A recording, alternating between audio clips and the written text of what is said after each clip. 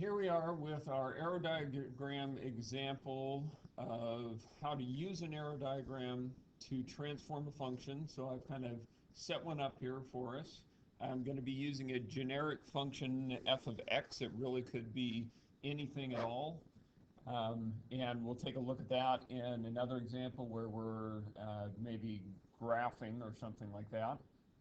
So to begin with, I'm going to put that generic function on here, and that establishes for us what the input side and the output side of the generic function are, so that we know where to put our arrows. The first instruction that we have is to shift this to the right 4. Right is a left and right, that's horizontal, so that's the input side, so we attach an arrow onto the input. It's to the right 4. Right is positive, so we put a +4 on there.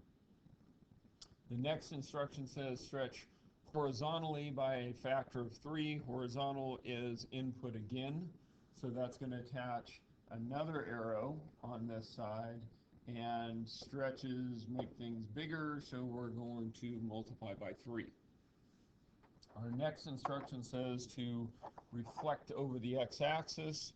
When we reflect over the x-axis, things move up and down, so that is a vertical transformation. So that goes on the output side, because the vertical axis is the output axis. So on the output side, we are going to put a sign change. That's our mathematical operation that accomplishes reflections. And then shifting down 2, up and down is vertical, so that is output as well. So that's going to be over here with a -2. Now, in order to write the function g of x, we now have this one transformed function. The whole thing really is acting as all of these arrows together make the function g that we are looking for, and so its input starts all the way over on this side. We need to move from there, from the left, all the way to the right. The only potential problem there is we need some extra paths along here, because these were one-way roads, and we need to go back the other direction. And so what goes on that arrow, if coming down across the bottom here was multiplication by 3, then this needs to either be division by 3 or multiplication by 1/3. And in a similar way, this operates off of the idea of inverses.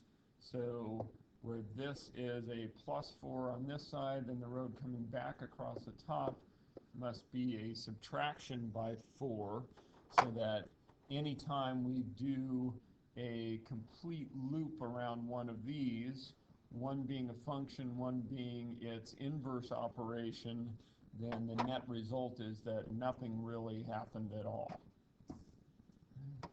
So now I can write my x, and I just one arrow at a time do what it says to do. Multiply by 1/3, subtract 4, put that into the function f, change the sign on that, and subtract 2 from the whole thing, and that will be my function g of x in terms of the function f of x. And hopefully you can see that if the function f of x happened to be, for example, the squaring function, then this g of x would look like -1/3 x minus 4 squared minus 2. We can do other examples, and looking at that right now, we can say if f of x happened to be e to the x, then our g of x would be -e to the 1/3 x minus 4, in those parentheses, minus 2. And that will work for any function that we happen to call f of x, emphasizing the fact to kids that the transformations are independent of the function that you are trying to transform. The other thing that we see, the insight that we get from this, is that these functions over here, these transformations on this side, really have nothing to do with the transformations on this side. The horizontal transformations operate independently of the vertical transformations. I know that's an insight that I didn't have until I did transformations with an arrow diagram. So that gives you an example, a couple of examples there, actually, of how we can do that.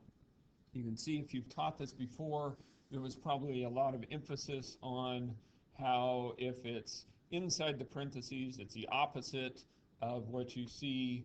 And I think the arrow diagrams give an insight here, since these things over here are happening on the input side and they attach beginning at the beginning of that input, why it is that what we see appears to be the opposite of what's happening. You also don't often see them asking you to do multiple horizontal transformations, because the other thing that happens backwards inside the parentheses is the order of operations, and that becomes a dangerous thing to mess around with. Okay, but we can handle any number of operations in any direction, any number of transformations in any direction here without having to worry about those things. It just fixes it and makes it the way that it's supposed to be.